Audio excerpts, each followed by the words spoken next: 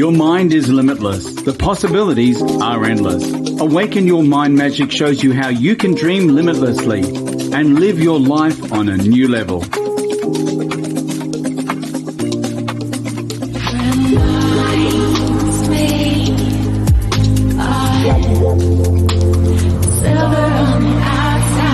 Susan Kathleen speaks with ordinary people who are living extraordinary lives using the power of their mind. Gold on the inside, silver on the outside. Gold on the inside, silver on the outside. Abundance, prosperity, and success. There are no limits to what you can dream. Join Susan Kathleen on a journey into your dreams, making a difference and living life on your own terms. This is Awaken Your Mind Magic. Hello and welcome, everyone. My guest speaker today is Charles West, who lives in Brooklyn, New York. Charles is a transformative coach, hypnosis practitioner, actor, voice major, and a pianist. He has acted and sung in Hercules, worked at the Cyrano the Musical on Broadway, the Scarlet Pimpernel, Broadway, and many more fabulous productions and shows that I'm trusting we shall have time to cover in our chat today. Charles is one of my closest and most loved soul brothers. We met in LA 3 years ago when we were both training to be transformative coaches and speakers with what is now known as Mary Morrissey's Brave Thinking Masters Institute. It's the largest training college for heart-centered transformational life coaches. Welcome, Charles. It's so good to have you here today, and thanks for taking time out from your busy schedule to speak with me today on Awaken Your Mind Magic. Oh, Susan, thank you. It's just truly a delight to be here with you. And yes, you are my soul sister for sure. We recognized that in each other the very first time we met. We certainly did, Charles. It was like this magnetism. And I must say to everybody, this man is one of the most gorgeous, handsome hunks I have ever met. Oh, if you could see what he's doing now, he's being Hercules. He's showing me his muscles on the screen. Oh, Charles, I do love you. You have an empowering story to share with the listeners today. Charles, can you start on how you came to awakening your mind magic and how you turned your life towards this amazing positivity and this incredible, totally successful life? Let us know your signature story. Oh, so before I was able to awaken my mind magic, I was in a place, well, I think that you could probably relate to, in order to have something that can awaken, that means there's perhaps some darkness. And so if you would go back with me to September 11th of 2001, I was living about 1.5 miles away from the financial district in Manhattan, in New York City. I woke up about 8:45 that morning. I went downstairs and I made some coffee and I put on the television, put on the Today Show, and I heard Katie Couric saying something about a plane crashing into the World Trade Towers. And I was shocked. It was, and because I lived very close to this place. And I went back upstairs because I wanted to go outside to see what was going on. And while I was upstairs changing, I witnessed the second tower collapse through my bedroom window. Oh my gosh. I went downstairs and it was, as you can imagine, an incredibly traumatic experience. Not only at that time, but for the next few months, number of months. The man that I was at the time, yes, I had done a number of Broadway shows. I had what looked like a highly successful career as a singer, as an actor, as a musician. And I realized that on the inside, I was a wounded little 5-year-old boy. And then when 9/11 happened, I had no tools. I had no spiritual muscles, is what I call them, no emotional resilience to be able to support me during this tremendously traumatic time. And I drank. I drank and I partied. The crowd that I was running with at the time, we had no way of knowing how to process this. And so we kind of lost ourselves. And so I ended up moving to Miami Beach to pick up the pieces. And it took me a little while, but I was able to do that. And I had a mentor. I connected with a mentor down in Miami Beach. And he suggested one day, would you like to feel better than you do right now, Charles? And I said, well, yes, I would do anything, please. Uh-huh. And he said, okay, well, when you go home tonight, I want you to get out your journal, sit down at your table, and at the top of the page, write gratitude list, and then write a gratitude list. I sat down at the table. I wrote gratitude list on the top of the page, and I sat there what felt like an eternal 5 minutes trying to find something to write down, and I couldn't. I couldn't think of one single thing to write down. And then, of course, I felt horrible. I felt doomed. I was like, well, Charles, you don't even have one single thing that you could feel grateful for. And the reality is that at that point, I was suffering in my life. Now, I want to ask you, can I ask you a question? Okay. Down in Australia, do they have ATM machines? Oh, certainly. Yes. Okay. So let me ask you. So what if I told you that for the last 15 years, I have been using an entirely different type of ATM machine that provided me with a type of currency that is different and far more valuable than actually cash? What would you say to that? I would say I would like to find that ATM machine very quickly.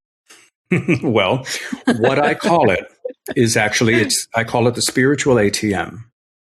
Let me explain to you what I've done with this metaphor and how you and all our listeners can use this. Now, when I wake up every morning, the first thing I do is I do a little prayer, put my hands on my heart, and I just ask God to guide my thoughts, guide my words, guide my actions during the course of the day.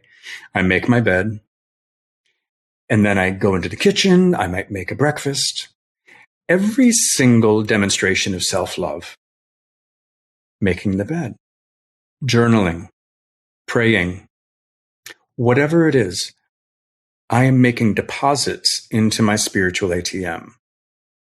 Now, at the time, 15 years ago, I actually did have a little leather-bound flip-over notepad that I would keep track of the deposits that I made. I would write them down so that at the end of the day, I had a tally. I could keep track of what they were.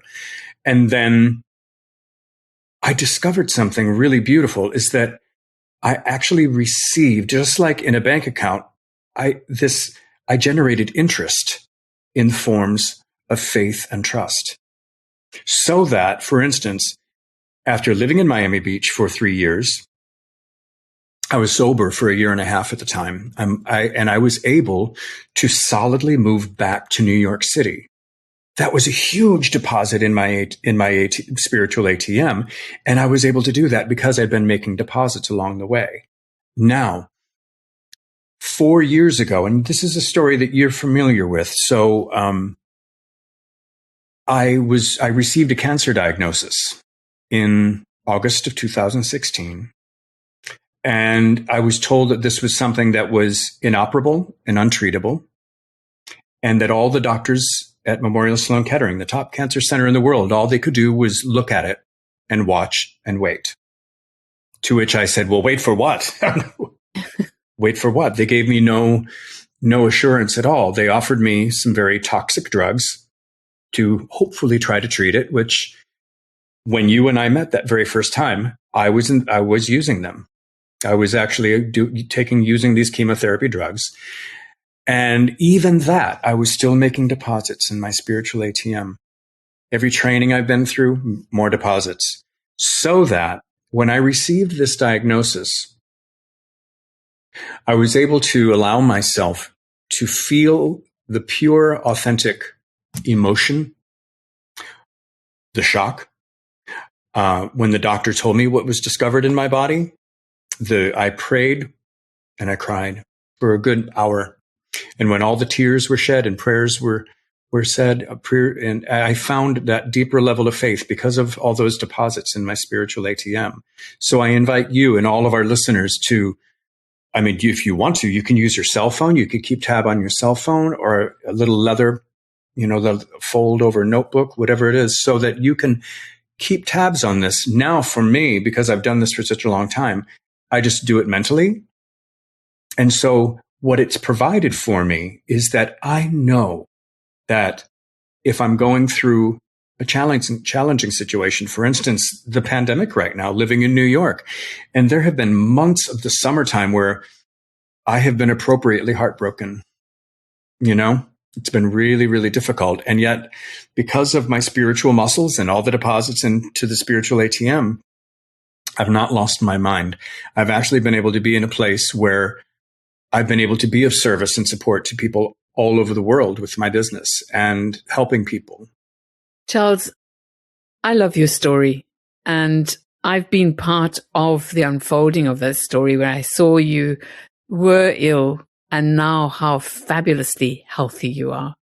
Do you believe that post-traumatic stress is a big possibility of how it can accelerate or bring on disease like cancer, having watched that second aeroplane decimate that tower?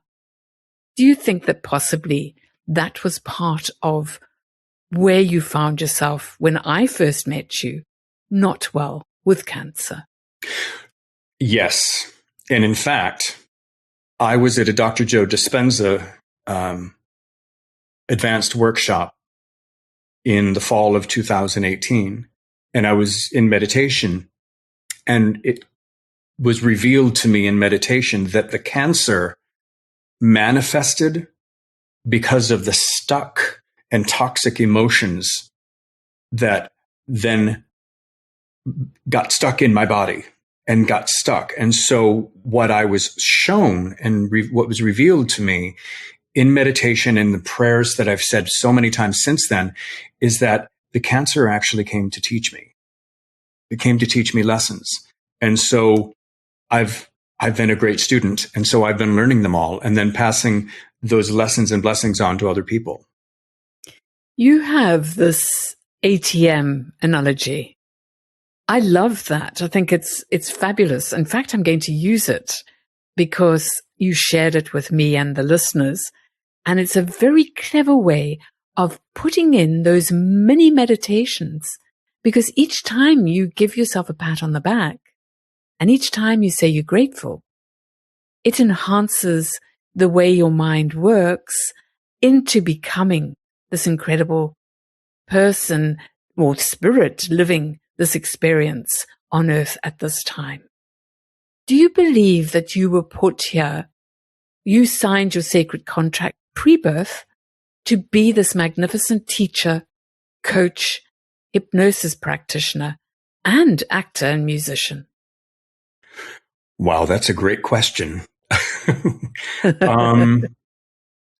And it's something I've never really thought of before. So I would have to say, actually, yes. I have known since I was a 6-year-old boy that I was here to sing and to create and to use the gifts that I was given to deeply influence other people. Now, as you know, when you've been up on a stage and you've been conducted workshops, and when you do that, you are in a place as an energy master. So I've been called an energy master. So I humbly own that title as an energy master, because whether I am singing and I am directing my voice while I sing, or whether I'm working in session doing hypnotherapy or coaching, whatever, or up on a stage doing some public speaking, it's beyond a calling, really. Charles, I've watched you on stage, and I've been part of the glory of you being up there. And you are very, very magnetic. And having trained both of us in the field of quantum, we both understand that everything is energy. You have this powerful force of energy. And I believe you are the energy master, and claim that title with magnificent belief, because that is what you have. You are the energy master. Thank you for that title, because that's who you're going to be to me from now on. Charles, talk to us a little bit about your time spent in Broadway. Talk to us about your shows. Oh, well, I moved to New York in 1992 to continue my career in the theater. I had done quite a bit of regional theater in the Chicago area, which is where I was raised. And I moved to New York, and within 4 weeks, I booked my first show, which is a European tour of West Side Story. So I actually toured. I was in Germany and in Austria doing a production of West Side Story, which I had to depart early to come back to make my Broadway debut in a musical adaptation of Cyrano de Bergerac's famous play. It was called Cyrano the Musical on Broadway. It was not a really long-running show, but it was my Broadway debut, and it was tremendously exciting. Then I did the national tour of Miss Saigon for a year and a half. And actually, you know what? I actually, on my YouTube channel, there's a number of videos of the national tour of Miss Saigon that I can send some clips to you, or if anybody wants to go to my YouTube channel, they can check out those videos of me doing Chris, the leading role in Miss Saigon. Oh, brilliant. The links will definitely be there for everybody to click on. Believe me, they're well worth watching, everyone. Oh, thank you. Thank you. And then I was in the original production of the Scarlet Pimpernel. The Scarlet Pimpernel on Broadway. And during that time, I happened to have made, I don't know if you remember this, but I was selected to represent my show on a jockey underwear billboard in Times Square. Well, I'm not surprised. Times Square in your jocks. How about that, Charles? Everybody is well worth looking at in Times Square in his jocks. I can include that the photo of that ad as well, if you'd like to see it. Oh, well, why not? I mean, everything else is worthwhile looking at. Why not? And so then after that, I did the musical The Fantastics, which was the longest running musical in New York history. It had run, over 50 years in New York City. And I did that show for 2 years.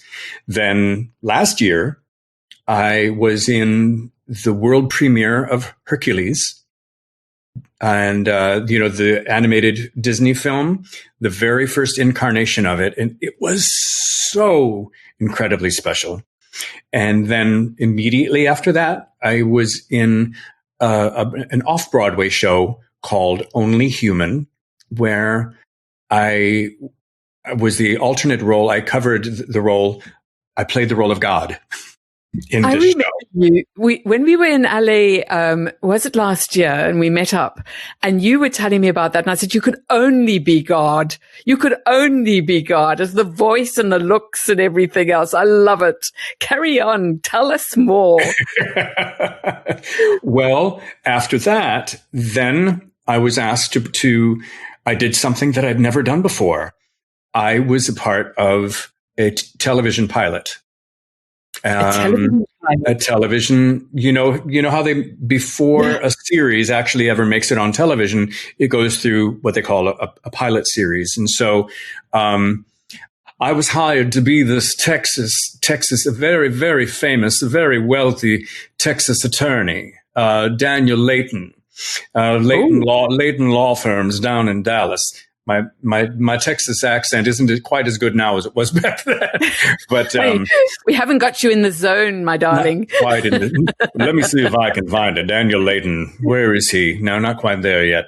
But because I'm talking to you, I can't speak with a Texas accent. I know, you're sounding kind of like me. Yes, so that's my musical ear. That's my musical ear. I can't help it. Yes, it is. So I love it. I did that that was the end of 2019 into the beginning of 2020. And since then, I've just been coaching and hypnotizing and continuing to work on my book and attracting clients up from all over the world, actually. Yeah. Tell us about your training in hypnosis with the wonderful Marissa. Oh, let me share with you how I was guided to it. May I? Yes, of course.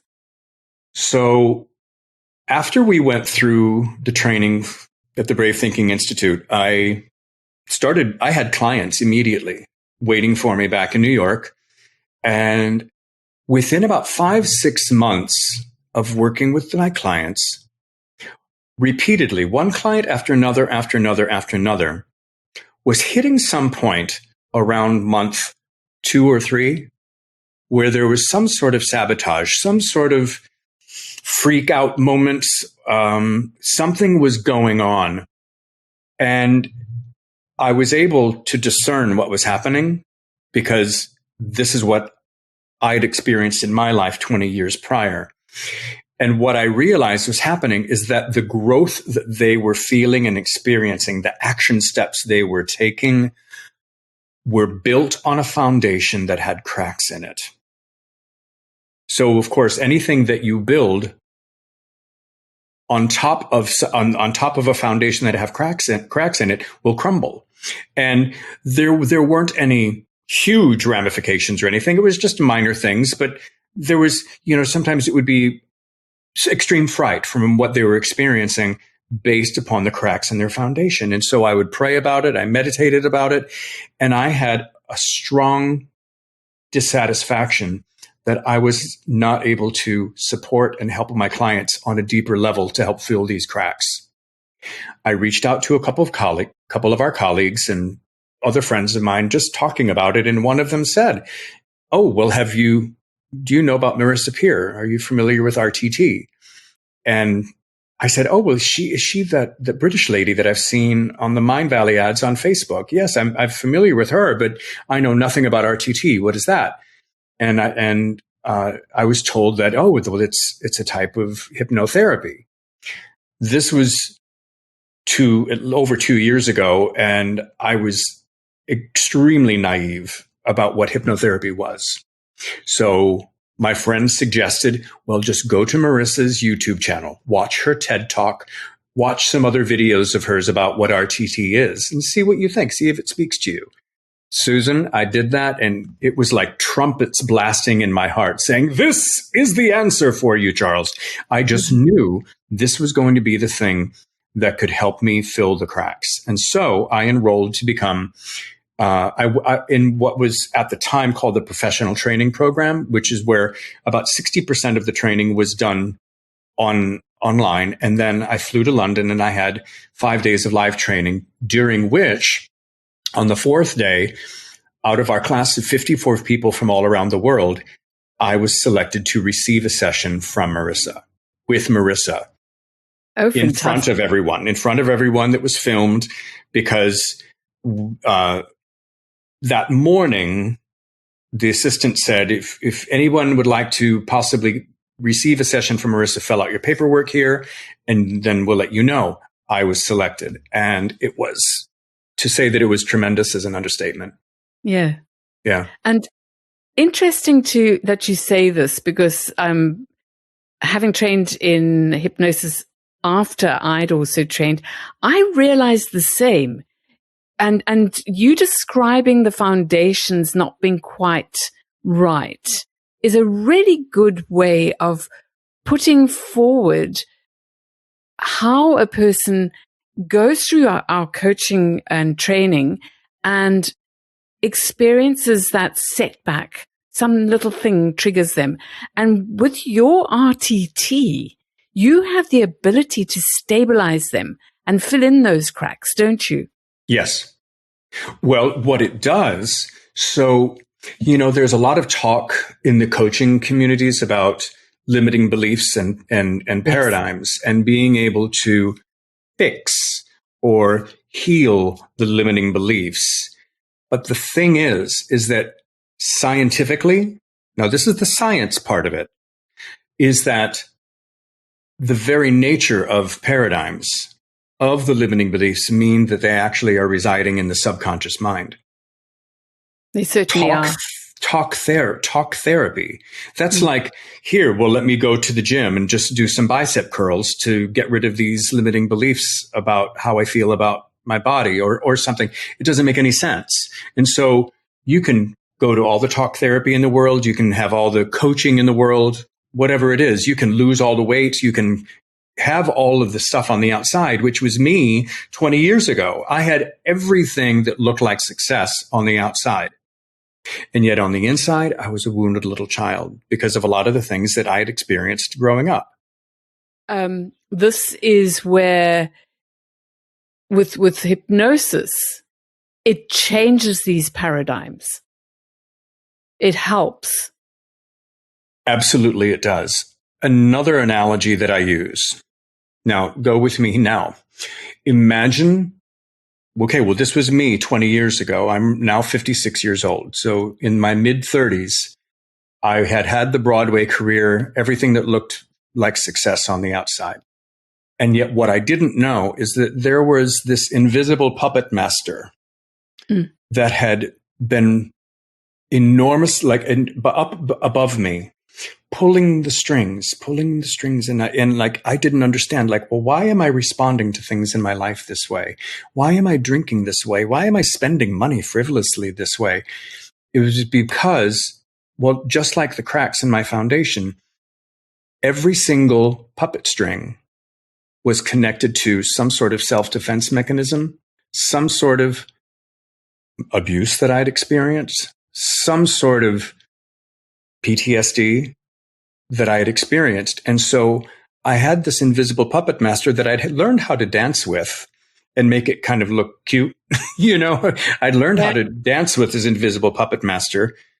But then, so RTT not only fills the cracks in the foundation, it helps to cut those puppet strings. But go with me now.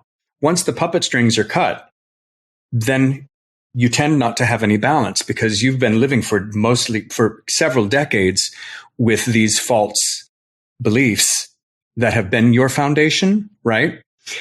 Then all of a sudden you don't have balance. That's where the coaching comes in. So it's when people work with me, 98% of the people that work with me do a combination of do a package where it's a combination of coaching and hypnotherapy, so that they get the support on the conscious level. Once the puppet strings are cut, then the thing is, now how do you find your balance now that the strings are cut? That's where the coaching helps on the conscious level. Yeah. Charles, you have you created your Divine Spark 3 and 6 month hypno coaching programs. Is this what you do you start off with hypnosis and incorporate coaching, or do you do the hypnosis first and then bring in the coaching? It's not the same for everyone. And that's part of the beauty, is because everyone comes to me in a different place in their lives. Most of the time, what it looks like is in the 3-month, for instance, the 3-month hypno coaching program, I have the option of either 1 coaching session a week or 2 coaching sessions a week with me. And so each month would look like this. Week 1, would be coaching. Week 2 would be coaching. Week 3 would be a consultation, 15, 20-minute consultation, preparing for the RTT session in week 3. And then week 4, coaching. And then month 2 and month 3 would replicate that. And so by the end of 3 months, or especially 6 months, what I've heard reported back to me is that, wow, this is comparable to at least 5 years of talk therapy. It certainly is. What was your epiphany when Marissa hypnotized you after one session?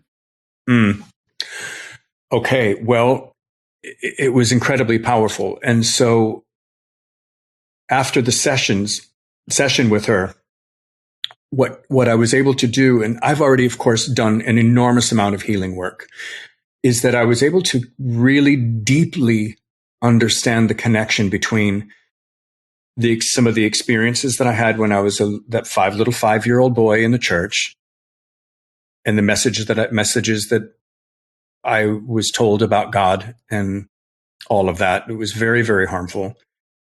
Being 10 years old, 11 years old, being bullied and spat upon in school and chased home and being called names and ostracized because I was a very smart, talented, charming, chubby kid.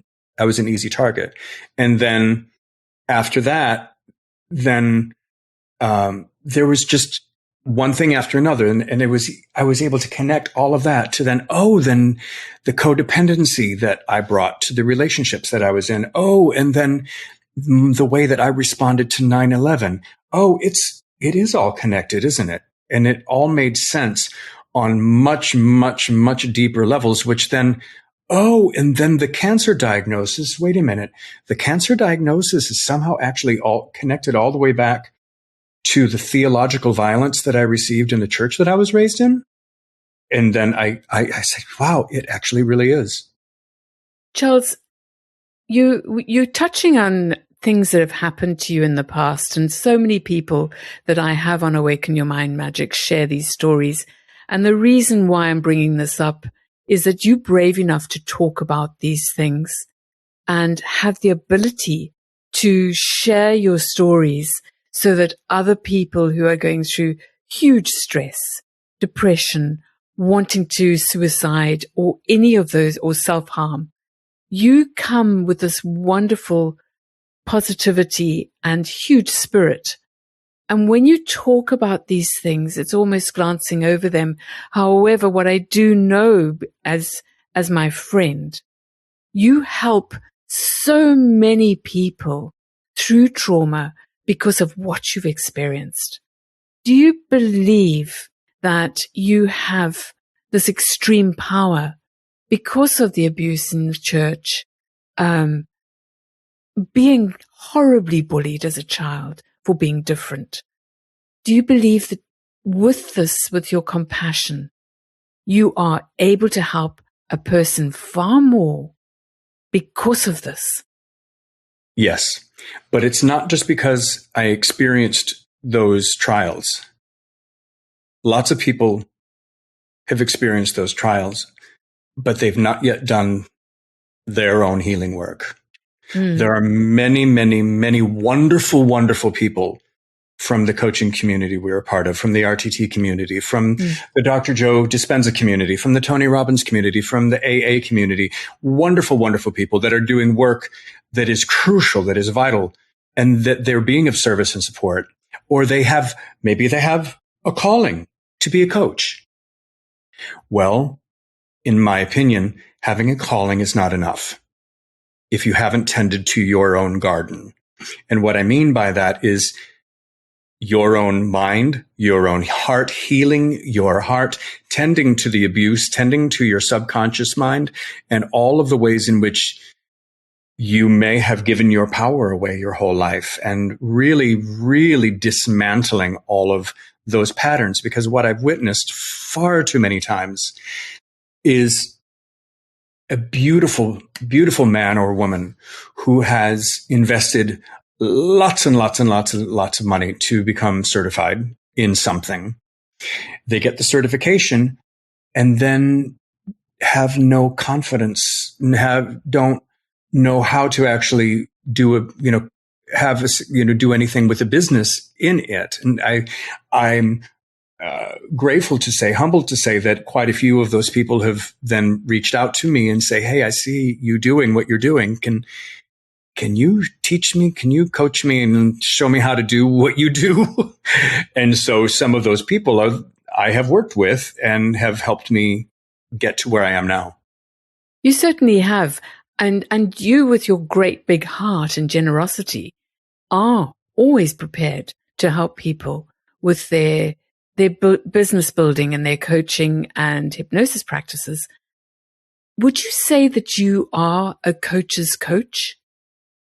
Absolutely. Yeah. I'm a coach's coach. I am not only a coach's coach. I work with quite a few people in the entertainment business. Some very, very, very, powerful spiritual leaders, religious leaders. But yeah, in the coaching, I am a coach's coach. And actually I recently, have attracted my first protege, for my Divine Spark Coaching Institute. Someone who I've coached for the last 7 months, who had already been a therapist and a pastor and an energy healer, is now my first protege. So yes, I am.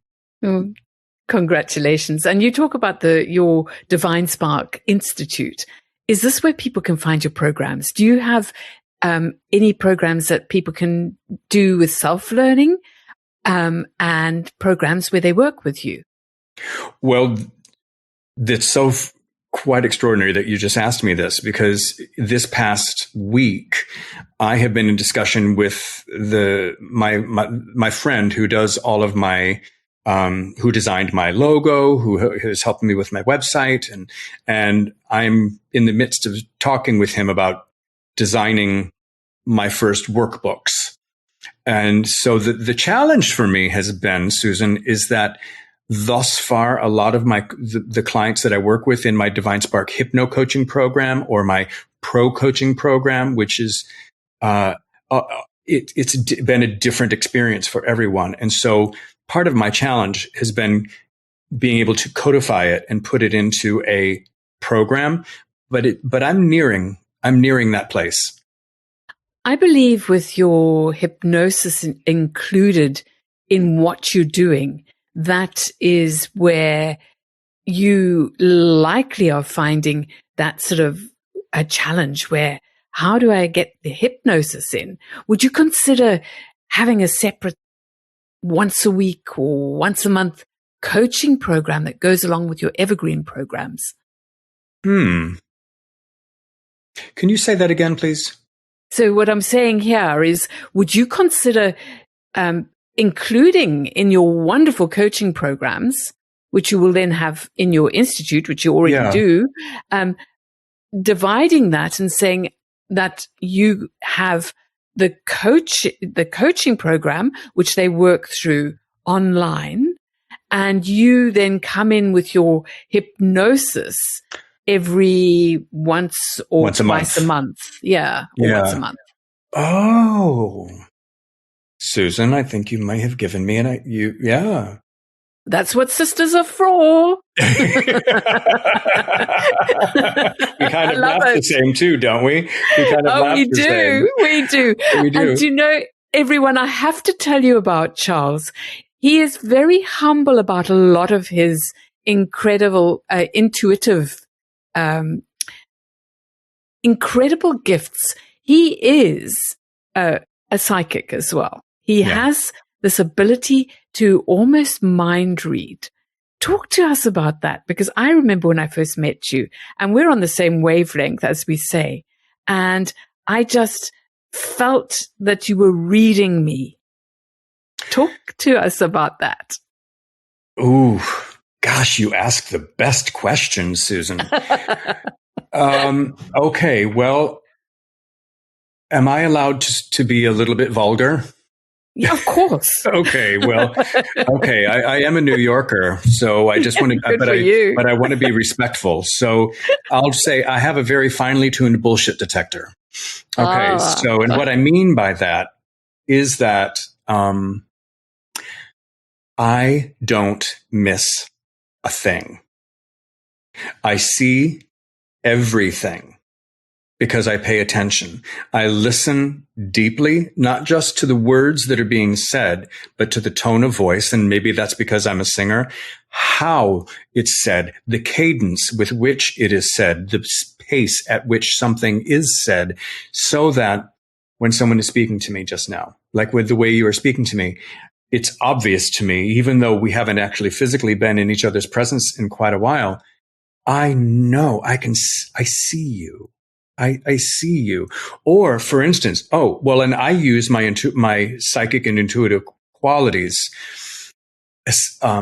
in my coaching sessions and especially in my RTT. Now, okay, so here's something that goes along with this is being a clear channel.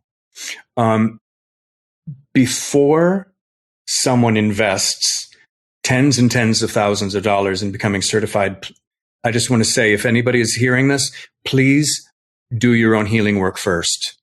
Tend to your own garden, heal your own heart, work on your stuff if you are inclined to pursue this work. Because if you do that, if you work on yourself first and then you train and you have your calling, nothing can stop you. Nothing can stop you. I'm proof of that.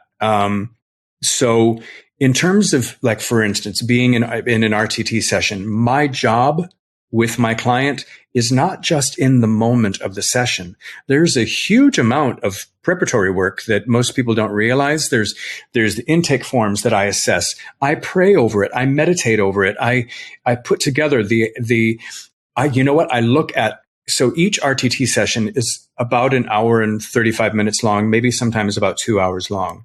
And I consider, like, I am a gourmet chef, and people that I am doing RTT with are coming for a fine dining experience. And so they are sitting at the chef's table with me, and I have my menu. And so they're having this extraordinary tasting menu as they go through their RTT session.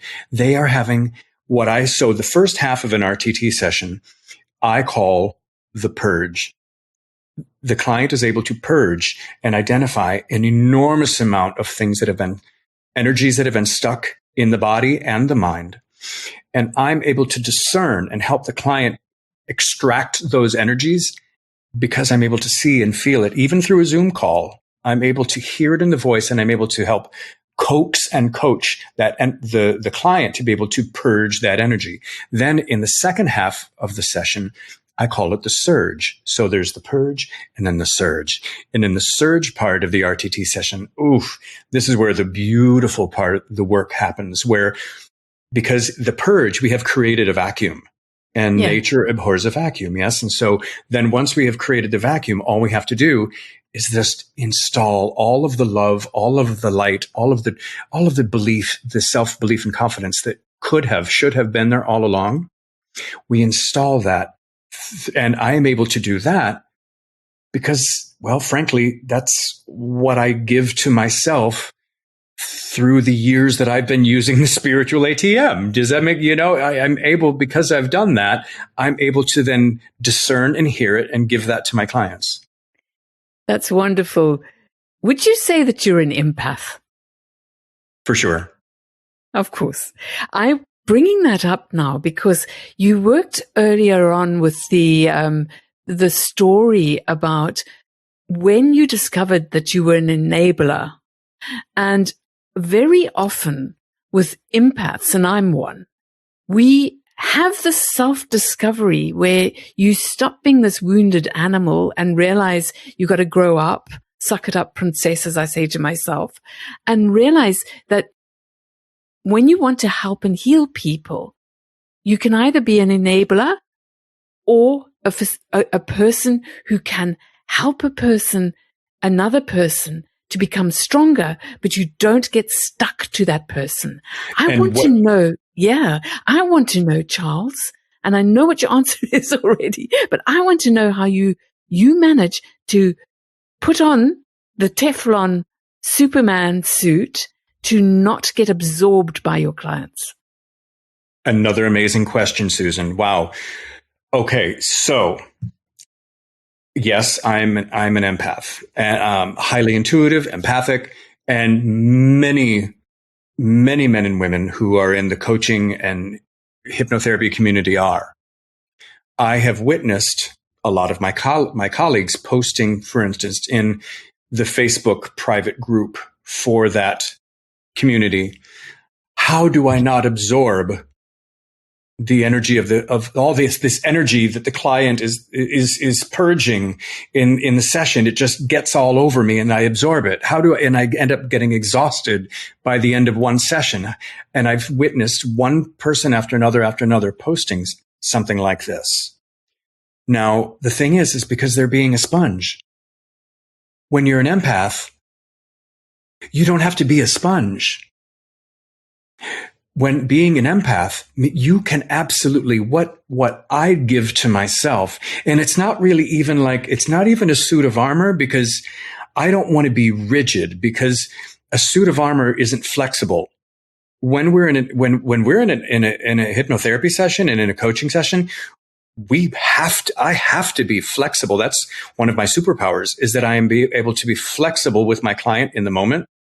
And that's part of the fun. In the RTT session, my number one job that I give to myself and that I give to my client is to hold the space. Anybody who is doing this is to hold the space. You know what I mean by that, yes? Absolutely. Yes, I do. Oh, maybe. So let me speak let me just speak just a little bit about holding the space. How does one hold the space? I am, and I know many other people, yourself included, are able to be empathic, psychic, and have other qualities, and without absorbing and being a sponge. You use the word enable, but also in my past intimate relationships, I was very codependent, and that codependency was based upon there was always this enormous void to fill within me. And so if a person is empathic and they still have theirs, and if there is somewhere within their being, their mind or their heart, sometimes it's both, or elsewhere in their body, any of their other chakras, if they are holding energy from some sort of abuse, and it could be past life stuff too. I did an RTT session with a gentleman about 1.5 years ago, and in the regression to scenes from the past, going back in time, he not only went into his mother's womb, but he actually went to a different planet. He went into his mother's womb in a different galaxy. And of course, I'm just like, well, of course you are in another, and so I was able to hold the space for that. And so the empath does not have to be a sponge, but it takes an enormous amount of diligence and self-care to be able to hold that space. I hear you. Do you do what I do? Do you take at least an hour before you see the client and meditate and ground yourself in order to not be that sponge? I take 15 to 20 minutes. Yeah. If I have an RTT session, I definitely give myself at least 20 to 30 minutes beforehand to really prepare myself, because there's a lot of preparation that goes into it. But I have had quite a few days where I've done 3 RTT sessions spread out in the course of a day. And I'm really happy to say that it actually energizes me. By the end of it, I just feel like, wow, that was amazing. That was so much fun. That was so much fun. And, rather than feeling completely drained, Yeah, totally. It's because you are uplifting a person and putting them in this incredible space where they can be the person that they have been born on this earth to be. So, and because you know this is because if you are the therapist or the hypnotist or the coach, and if you are in the midst of a session and you lack confidence about how and when and where you are guiding your client based upon what they're giving you, right? Correct. Right. You're with me. However it is and if you are lacking confidence, then that's draining your energy. That's draining you. And so especially in a rigorous hypnotherapy session that's perhaps 2 hours long, it only makes sense that if that's draining your energy, you're not going to have anything left to do a second and third RTT session later in the day. You're certainly right there. I'm going to just start showing off a little bit about you. You were hired by the hip hop R&B singer, songwriter, Taylor Parks. Mm-hmm. What were you doing for her when you were hired?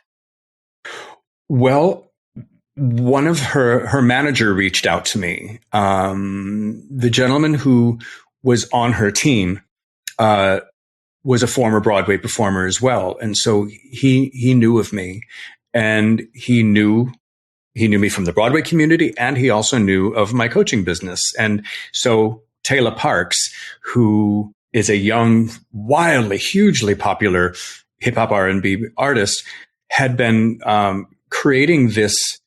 She called it. It was a workshop for songwriters called Burnout, and it was to support songwriters from all over the world to avoid getting burnt out creatively. How to do that. So she invited. I think there were about 30. There were 30 people. That was just this last September. It was this time last year.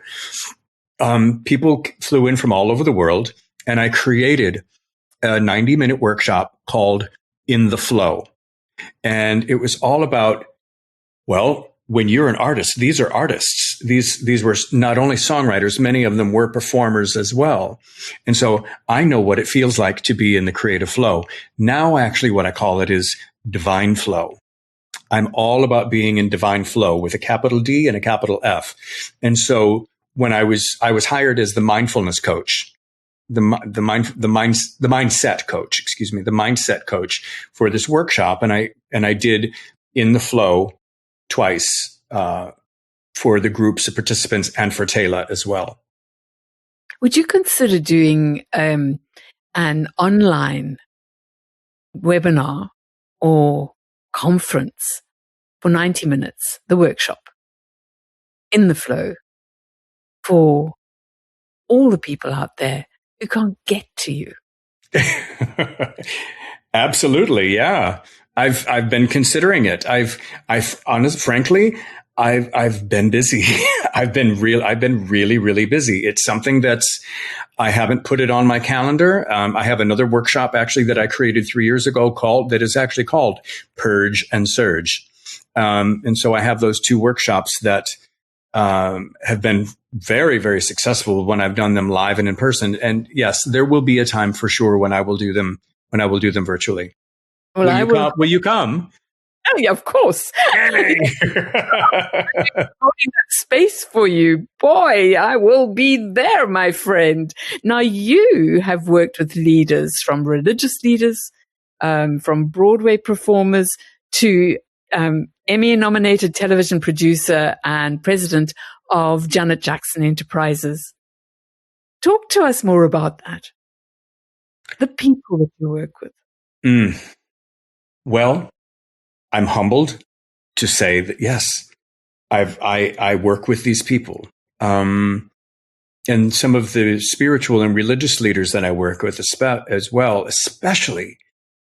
Okay, so I'm going to share this with you. I've never shared this with anyone publicly, and about a year and a half ago, through the RTT website, I received an email from a gentleman who was seeking an RTT therapist in the New York area. And he happened to be from the Orthodox Jewish community. Now, I'm not. I'm certainly not.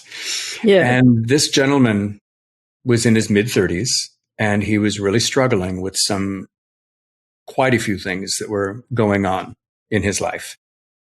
Expectations, heavy things that I actually could relate to tremendously from my own upbringing, but in entirely different communities. So he purchased a 3-pack of RTT sessions with me. And over the course of 4 months last year, we did them all. He bought another 3-pack at the beginning of 2020. And since February of 2020, he has referred 5 other gentlemen from his community to work with me. And Susan, I have to tell you, it just fills my heart. It makes me cry. I have faulty tear ducts. It makes me, the fact that I am able to support these men and that they trust me. They know that they are safe with me, that they are able to completely say and do whatever needs to be said in that moment, and to witness the growth that they have experienced, not only in an RTT session in the moment, but then of course, then I send them the audio recording it's a self-hypnosis recording that's about 15 minutes long. And then they listen to it every day for about a month. And then they contact me to set up their next session, and they share with me how things have changed and grown since the previous session. And Susan, it's just the most beautiful thing in the world. It's the best thing in the world. So that's just one aspect of the blessings that I receive from working with people. I'm so happy and grateful to learn this, because you again can empathize with all sorts of people and have this wonderful ability to change lives. I want you to share with the listeners about the love of your life, your very handsome and debonair husband. Yeah, sure. Yeah. Well, okay. Well, Susan, go back. So his name is John Eric, or I call it John Eric. And we met. We have been together for over 9 years. We've been married for coming up in next month will be 5 years. Congratulations. Thank you. Thank you. We met on a crowded dance floor about, at least 20 years ago. But we didn't really know each other. He just knew me as this Broadway guy, fitness model looking guy that never wore a shirt. And he's 6'5" and very dark complected and had long dreadlocks at the time. And so we just knew each other very casually from the Broadway community. And then, when I moved back to New York, and I was sober for 1.5 years when I moved back, and then I stayed sober. And then finally I got to being sober for about 2.5 years. And I said, you know what? I wonder what dating is really like now. I wonder what it's like to date, because I'd never actually dated before. And so I took care of myself. I attracted to me. You know how it is when you make a decision of self-love, and the energies of the universe conspire to support you, and yet you don't even know how something is going to happen, but you just know that it is. When I was in the Broadway production of The Fantastics, John Eric was in the previews of the Book of Mormon on Broadway, 1 block away from me. We were 1 block away from each other, Susan. Yeah. And we ran into each other on Facebook. He complimented me on a photo. And we started communicating, and he thought I was being kind of flirtatious, and he's like, "Are you flirting with me?" And I said, "Yes, I am." and so I asked him out, and then we were working so close to each other, and we both lived in Brooklyn at the time. And we got to really see with our clothes on what the other person was made of. Yeah. And it's just the best thing in the world. It's so amazing. He and I both had beautiful role models as parents in terms of the quality of the love that I witnessed in my parents, their connection that my parents had and that he had. I always wanted to be able to experience that in a relationship. And for instance, one of the patterns, one of the paradigms that I absorbed from watching my parents was this: no matter what, you don't leave. No. And my parents Well, but my parents lived were connected and thrived at a very different time. And I stayed in situations and relationships much, much, much longer than I should have. But I was trained, and it's like, you don't leave, Charles. You don't leave. And so now I know better, but now I have nothing to worry about, because frankly, even during the toughest of times, and for instance, with Broadway shut down, it's been of course, a very different and sometimes very challenging experience for not only for us, but for everybody in New York City, where there's no work for a lot of people. Totally. And you've got this wonderful support of your life partner. Yes. And my husband. Your husband. I call him, yeah. And he is a very lovely man. And he deserves you, because you are an incredible man as well. Well, thank you. And a wonderful friend, Charles. Charles, we were speaking earlier on about what you would like to be able to gift to the listeners. Yes, absolutely. So I have created it's about 15 minute long self-hypnosis meditative recording that addresses the subject of anxiety or stress. And so I created this recording, and I have it available to share and to give to whomever would like it. That's so wonderful, Charles. How would they be able to find it and receive it from you? That actually, I don't know yet. You know what I might do? You know what I'm going to do? I haven't done it yet. I'm going to put it on my YouTube page, and then I'll put it on my website. So if whoever would like to have access to this recording, it's an audio recording, and it will be on my website, which is divinesparkcoaching.net. And I will put it on the homepage of my website. That's so generous of you, Charles. And of course, you've also told me that you give a strategy session as well, so that you can find out if you and the potential person who is speaking to you are a good fit. Is that so? Yeah. I'm frankly, I have to be honest, I'm rather selective about that, because my roster at this point is almost full.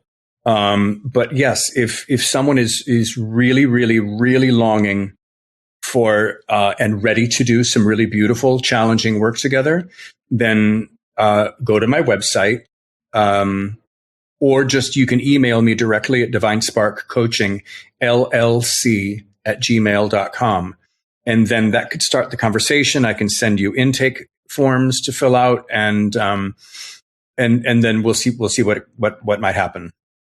Oh, that's so wonderful, Charles. Thank you so much. Everything that we've spoken about has been incredible. And you are such a talented artist and coach. I'm privileged to have you as a really good friend, Charles, and happy to have had you here on Awaken Your Mind Magic. It's my pleasure, Susan. It's truly my pleasure. You're just an angel.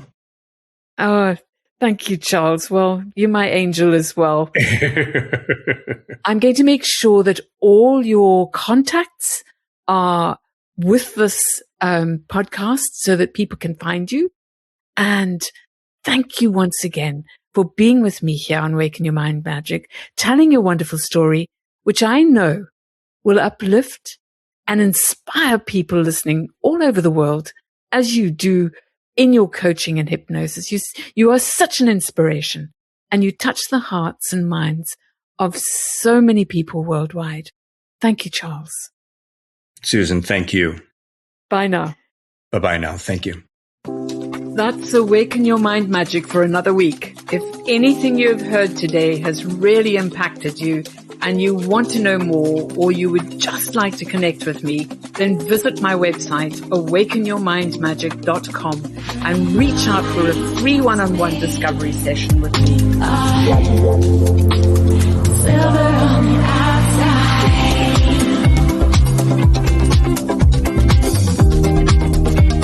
silver on the outside.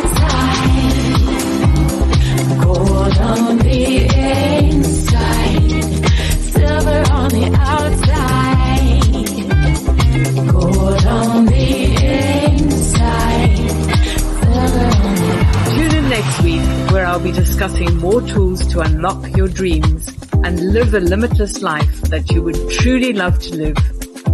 I'm Susan Kathleen, and this has been Awaken Your Mind Magic.